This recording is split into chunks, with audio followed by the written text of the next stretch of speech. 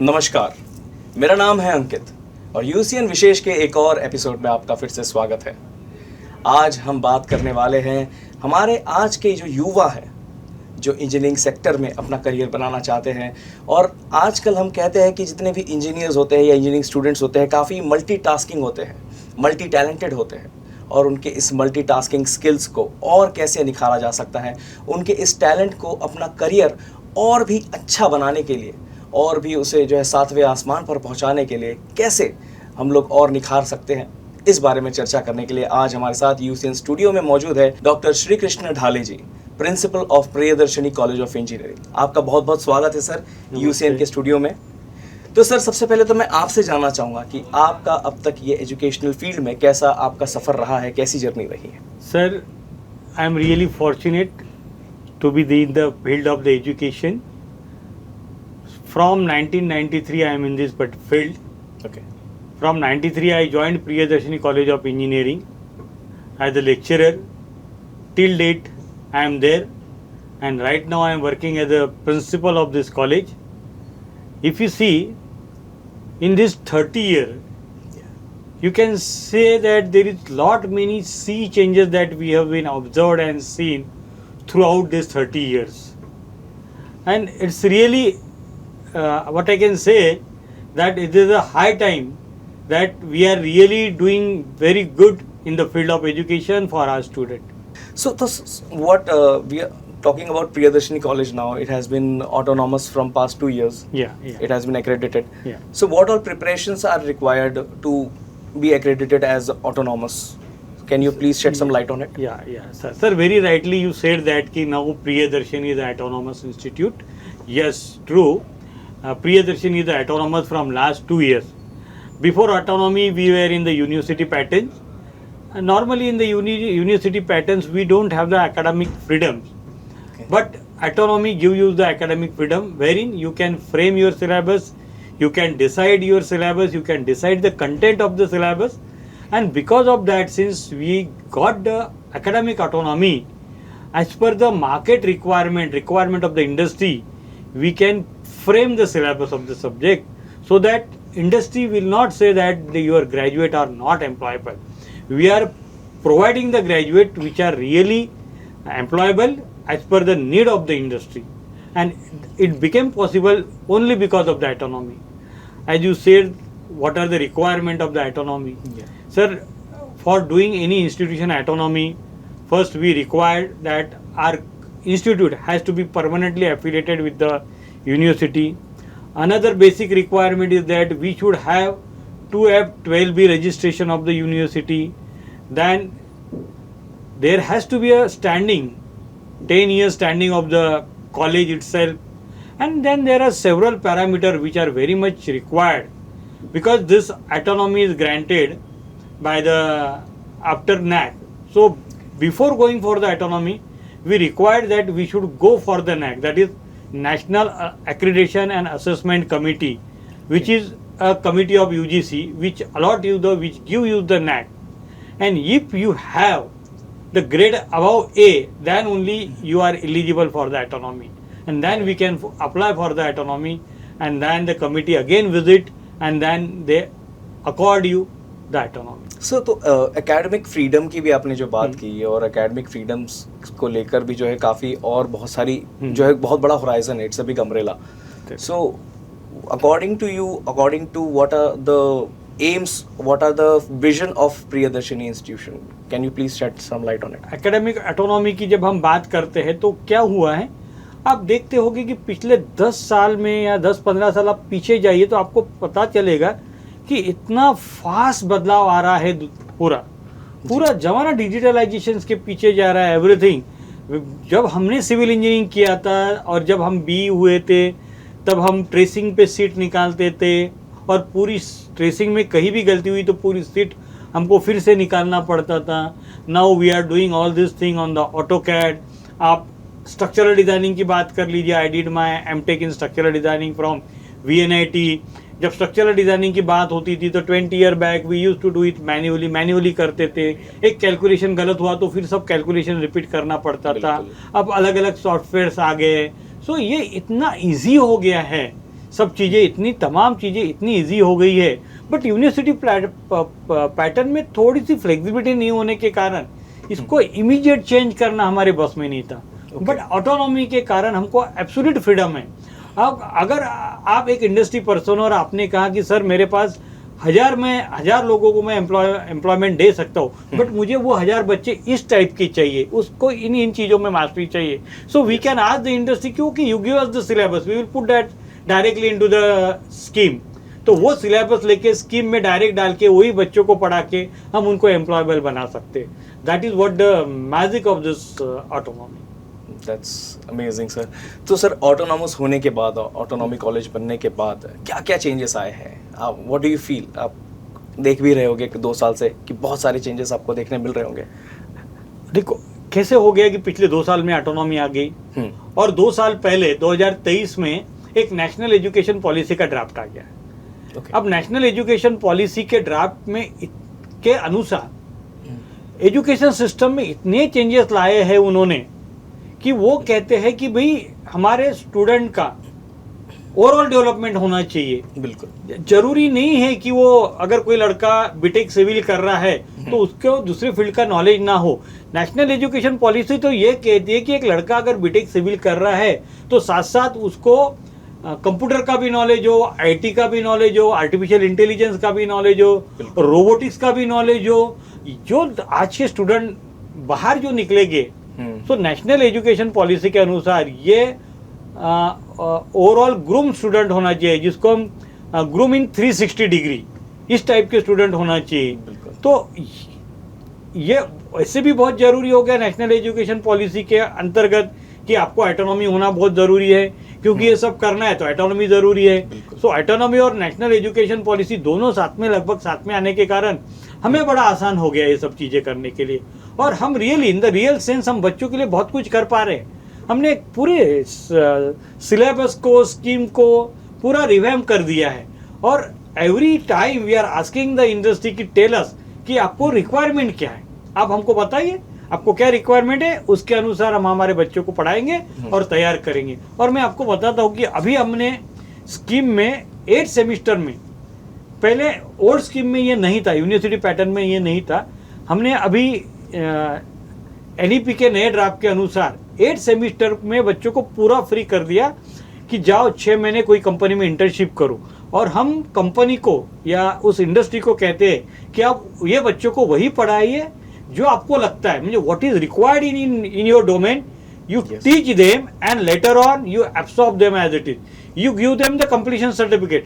क्योंकि हम 6 महीने आपके पास भेज रहे हैं, आप उसको एक डोमेन में नॉलेज दीजिए, कंप्लीशन सर्टिफिकेट दीजिए, then we will allot him the degree and once he got the degree now he became the employer. अब उसी को एम्प्लॉय कर वहाँ पे एम्प्लॉयमेंट दीजिए। सो अनएम्प्लॉयमेंट का प्रॉब्लम इस तरह से सॉल्व हो जाएगा। अगर इंडस्ट्री एंड एकेडेमिया अगर साथ में आ जाए तो ये प्रॉब्लम जरूर सॉल्व हो जाएगा। इसीलिए हम ये दोनों सेक्टर आजकल बहुत ज़्यादा है ना एक दूसरे को हैंडशेक करने के लिए हम तैयार हैं, हम कर भी रहे हैं। और सभी का जो फ्यूजन है वो जरूरी हो गया है, क्योंकि आर्टिफिशियल इंटेलिजेंस और स्टूडेंट्स भी आजकल उतने अवेयर हो गए हर चीज़ को लेकर। तो सर कोर्सेज की बात की जाए अगर कॉलेज में, तो क्या क्या कोर्सेज आप लोग प्रोवाइड कर रहे हैं, थोड़ा सा बताएंगे आप? सर कॉलेज के कोर्सेज को पहले तो मैं ये बता देना चाहता हूँ कि मेरा college Priyadarshini college of engineering ये 1990 में एस्टेब्लिश हुआ है। और इस कॉलेज के जो चेयरमैन हैं ये डॉक्टर श्री सतीश चतुर्वेदी जी, जो एक अपने आप में बहुत ही इंस्पायरिंग पर्सनैलिटी है। He himself is a doctorate and DLitt, he did his DLitt also. सो उनसे इंस्पायर्ड होके जब हम इस कॉलेज को चलाते हैं तो हमको एक ऊर्जा मिलती है, एक प्रेरणा मिलती है। इस कॉलेज के अंतर्गत 14 ब्रांचेस है, जिसमें हम बोलते हैं कि कोर ब्रांचेस जैसे सिविल, इलेक्ट्रिकल, मैकेनिकल हो गया। शॉर्ट ब्रांचेस है हमारे पास जैसे computer science and engineering, computer technology, IT. हमारे पास स्पेशलाइज ब्रांचेस है, एरोनॉटिकल इंजीनियरिंग है, केमिकल इंजीनियरिंग है, बायोटेक इंजीनियरिंग है। हमारे पास इमर्जिंग ब्रांचेस है, जिसको आजकल AICTE इमर्जिंग ब्रांचेस करती है कि ऑल ऑफ सडन नई ब्रांचेस निकल के आ रही है, जिसको आर्टिफिशियल इंटेलिजेंस, डेटा साइंस है। इंडस्ट्रियल IoT है, जिसको इंडस्ट्रियल इंटरनेट ऑफ थिंग बोलते हैं, Okay. जो आर्टिफिशियल इंटेलिजेंस एंड रोबोटिक है। तो इसका yes. तमाम पूरे 14 ब्रांचेस का इतना ऐप ब्लेंड हमारे कॉलेज में, इसके अलावा 7 PG कोर्सेस है, 3 PhD प्रोग्राम है। तो इतना तमाम ये पूरा हमारा एक कॉलेज है जिसके अंतर्गत हमारा अंडर ग्रेजुएट का इंटेक अगर आप देखेंगे तो 1440 बच्चे का अंडर ग्रेजुएट का इंटेक है। That's way we can say we are the intake wise largest college in the region. तो सर कुछ और अचीवमेंट्स आप बताना चाहेंगे कॉलेजेस के, कि आपने अभी जैसे शेड किया कि इतना ज़्यादा जो है इनटेक है, तो कुछ अचीवमेंट्स कुछ पास्ट ईयर्स के कॉलेजेस के कुछ? हाँ सही बात है, आपने अचीवमेंट की बात की है। मैं एक चीज़ बताना चाहता हूँ कि being a principle of this college और नेशनल एजुकेशन पॉलिसी के तहत और ऑटोनॉमी होने के कारण मैंने तमाम डिपार्टमेंट में मैं सभी HODs को कहता हूँ कि जो कुछ कर सकते हैं बच्चों के लिए, जरूरी नहीं है कि क्योंकि national education policy overall development की बात करती है, तो हमारे हर डिपार्टमेंट में एक स्टूडेंट फोरम है। और इस स्टूडेंट फोरम का मतलब होता है कि एक हमने जो बच्चे हैं उस डिपार्टमेंट के सेकंड ईयर से लेके तो फाइनल ईयर तक उन बच्चों के एक 20-25 बच्चे ऑफिस बेयरर बनाए, और वो 20-25 बच्चे वो डिपार्टमेंट की जितने भी प्रोग्राम्स होते हैं, फिर वो गेस्ट लेक्चर हो, वो इनवाइटेड टॉक हो, या कोई पेपर प्रेजेंटेशन हो, या कोई कॉन्फ्रेंस हो, या सेमिनार हो, व्हाट्सोएवर, या एक्सटेम्पोर हो, डिबेट्स हो, व्हाट्सोएवर, जो भी प्रोग्राम वो डिपार्टमेंट कंडक्ट करता है ये स्टूडेंट फोरम के अंतर्गत कंडक्ट करता है। तो इसके कारण इन बच्चों को एक बढ़ावा मिलता है, उनको एक मोटिवेशन मिलता है। तो ये सब तुरंत हम ये सब चीजें बच्चों के थ्रू करवा लेते हैं। तो हर डिपार्टमेंट में हमारा फोरम है, और मैं तो बताता हूँ कि मैं इतनी एक्टिविटीज कर रहा हूँ आजकल। I am always yes for any activity, कोई भी एक्टिविटी हो मैं कभी नहीं बोलता, आई सेड यस। और मैं तो हमेशा बोलता हूँ कि मेरे कोई कॉलेज के स्पीचेस में भी मैंने कहा है कि भाई मैंने बुफे लगा के रखा है एक्टिविटीज का, आपको जो पसंद है वो लीजिए। मेरे यहाँ स्पोर्ट्स होता है, हमारे यहाँ ट्यूनिंग फोर्क है। ट्यूनिंग फोर्क के अंतर्गत जितने भी कलाकार बच्चे हैं जो अच्छा प्ले करते, इंस्ट्रूमेंट प्ले करते, जो अच्छा गाते हैं, solo dance competition, 1 act play, उन बच्चों को बढ़ावा मिलता है। और अभी हाल ही में हमारे 2-4 बच्चे इंटर यूनिवर्सिटी लेवल पे अच्छे प्राइज लेके आए हैं सिंगिंग कंपटीशन, डांसिंग कंपटीशन में। तो ओवरऑल डेवलपमेंट की अगर बात करें तो आई am really pro with this. तो सर ये ओवरऑल डेवलपमेंट में जो इनोवेशंस जो होते हैं, आपने जैसे बताया कि इतने सारे इनोवेटिव आइडियाज़ हैं, इतने सारे इनोवेटिव तरीके हैं स्टूडेंट्स को आगे बढ़ाने के लिए, क्योंकि सिर्फ एजुकेशन के साथ आजकल बाकी चीज़ों का भी जो है रुझान काफ़ी ज़्यादा बढ़ गया है, और मोबाइल की वजह से लोग अवेयर भी काफ़ी ज़्यादा हो गए, स्टूडेंट्स भी अवेयर हो गए हैं। तो सर कैसे मैनेज होता है स्टूडेंट्स और स्टाफ और कॉलेज का, जो आप मैनेजमेंट कैसे करते हैं सर ये इतने सारे इनोवेशंस को एक ही जगह पर एकत्रित करने में? हाँ, ये बहुत सही बात की आपने, मगर बहुत डेडिकेशन लगता है, क्योंकि मैं 14 branches, 7 PG branches, 3 PhD programme, और इन सबों को और इतनी सारी एक्टिविटी मैनेज करना, it's really not difficult I can say, but you required a dedication. और कोई भी चीज़ अगर जब तुम एक एम लेके चलते हो कि नहीं मुझे इस मुकाम पे पहुंचना है, तभी ये तुम कर पाते हो, अदरवाइज ये पॉसिबल नहीं। और मैं एक चीज़ भूल गया बताने के लिए, हमारे यहाँ एक इनोवेशन एंड इंक्यूबेशन सेल है, जिसके अंतर्गत आज हमारे 20 स्टार्टअप कॉलेज के अंतर्गत है। और हाल ही में ये 7, 8, 9 तारीख को एक एडवांटेज विदर्भ का जो कार्यक्रम यूनिवर्सिटी के अंदर हो रहा है, जो हमारे खासदार नितिन जी गडकरी इनकी संकल्पना है वो, और उनके इनिशिएशन से जो 7, 8, 9 तारीख को एक एडवांटेज विदर्भ का जो नागपुर में जो कार्यक्रम होने वाला है, तो उसमें उन्होंने जितने भी स्टार्टअप्स है कॉलेज के वो वहाँ मंगाए है, और उन्होंने एक गैलरी रखी है, डिस्प्ले गैलरी। तो उसमें करीबन 40 से 45 स्टार्टअप्स को डिस्प्ले करने वाले, उस 45 स्टार्टअप्स में 5 स्टार्टअप्स हमारे प्रियदर्शिनी कॉलेज के जो उन्होंने सिलेक्ट किए उस गैलरी के लिए। ओके, हाँ, 5 पूरे एक ही कॉलेज के 5 स्टार्टअप्स है। तो ये हमारे अपने आप में बहुत प्राउड फील होता है जब बीइंग अ प्रिंसिपल, जब हमको ये बताया जाता है और हम जब देखते हैं कि इतने तमाम इंडस्ट्री वाले वहाँ आ रहे हैं, वो हमारे बच्चों को अप्रिशिएट कर रहे हैं, तो बड़ा अच्छा लगता है। That's amazing sir. उसके साथ हम भी जुड़े हुए हैं सर, एडवांटेज वेदर का हम लोगों ने भी कुछ रिसेंटली न्यूज़ सही है, कवरेज अभी सही। स्टार्ट करने वाले हैं। तो सर आपसे ये भी जानना चाहेंगे कि एकेडमिक्स और एक्स्ट्रा करिकुलर एक्टिविटीज़ जो है दोनों अपने आप में अलग अलग एक फील्ड ही है पूरी, क्योंकि एकेडमिक्स पे भी थोड़ा ध्यान देना पड़ता है बराबर। और एक्स्ट्रा करिकुलर एक्टिविटीज़ भी उतनी ही इंपॉर्टेंट है। तो इसका बैलेंस बनाने के लिए क्या करते हैं? कैसे है कि दोनों चीज़ों का बैलेंस बना के आप चलोगे तो ही चीज़ सही चलेगी। जी। मतलब कोई भी चीज़ का आप कोई भी चीज़ एक एक्सट्रीम एंड तक जाओगे तो फिर मुश्किल हो जाएगा। हर चीज़ में आपको बैलेंस बना के चलना पड़ता है। बिल्कुल। फॉर्चुनेटली हमारे यहाँ काफ़ी डेडिकेटेड एंड कमिटेड स्टाफ है, और मैंने पिछले 3 साल से जब से मैंने चार्ज संभाला as a principal, somehow I don't know but बहुत ही एक अच्छा तालमेल के साथ पूरा कॉलेज चल रहा है। सभी डीन्स लोगों का, HOD लोगों का बहुत सपोर्ट है, और really people are doing extremely well. यानी जितना हम एकेडमिक्स में फोकस है उतना ही अदर एक्टिविटीज में फोकस है। हमारा एक एकेडमिक कैलेंडर प्लान होता है ईयर के स्टार्टिंग में, हम काफ़ी देर तक बैठ के उस पर मंथन करते हैं कि नहीं, पहले सोच लो कब एक्टिविटी कब करना है। And I am very rigid and strict about discipline. अगर मेरा एक कहना रहता कि अगर कोई चीज़ ठान लिए करना है तो फिर करना है, फिर नहीं जमेगा ऐसा वैसा मुझे नहीं चलता। Once you have decided go ahead. So जब हम एकेडमिक कैलेंडर बनाते हैं तो we give a lot many thought on that कि कौन सी एक्टिविटी कब होना चाहिए, कब नहीं होना चाहिए, and then we insist the people कि वो एक्टिविटी वो होना चाहिए, मतलब होना चाहिए। हमारे एक अश्वमेध करके बहुत अच्छा बड़ा प्रोग्राम होता है, जो एक्चुअली कल्चरल प्रोग्राम रहता है, बच्चों का प्रोग्राम, और बहुत बड़े पैमाने में होता है।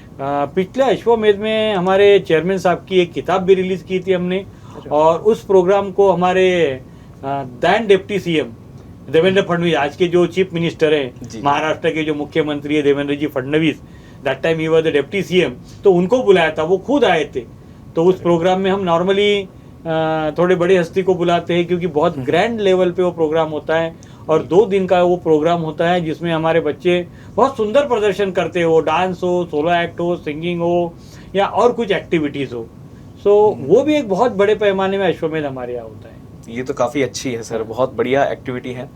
और सर इतनी सारी एक्टिविटीज़ की बात चल रही है और काफ़ी जो है हमने एकेडमिक्स की भी बात की, लेकिन जो है स्टूडेंट्स के लिए एक और चीज़ काफ़ी ज़्यादा जो है अग्नि जो परीक्षा बन जाती है वो है उनका कैंपस सिलेक्शन।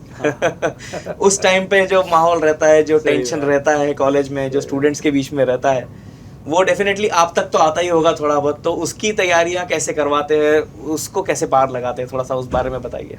हाँ, कैंपस प्लेसमेंट एक बहुत सेंसिटिव और बर्निंग इश्यूज है, क्योंकि अगर कैसा है कि हम आजकल की जो एजुकेशन प्रणाली है, सिस्टम है, उसको हम आउटकम बेस्ड एजुकेशन बोलते हैं जी। और आउटकम बेस्ड एजुकेशन का मतलब सीधा सीधा होता है कि भाई आपका बच्चा ग्रेजुएट होने के बाद व्हाट नेक्स्ट, क्या उसको सर्विस लगी, क्या वो हायर एजुकेशन में गया, या वो एम्प्लॉयमेंट है, क्या उसने अपनी इंडस्ट्री ओपन की, और ये कुछ भी नहीं है तो फिर आउटकम बेस्ड एजुकेशन क्या तो उसका क्या मतलब रहा। सो आज का जो एजुकेशन सिस्टम है उसको आउटकम बेस्ड एजुकेशन सिस्टम बोलती है।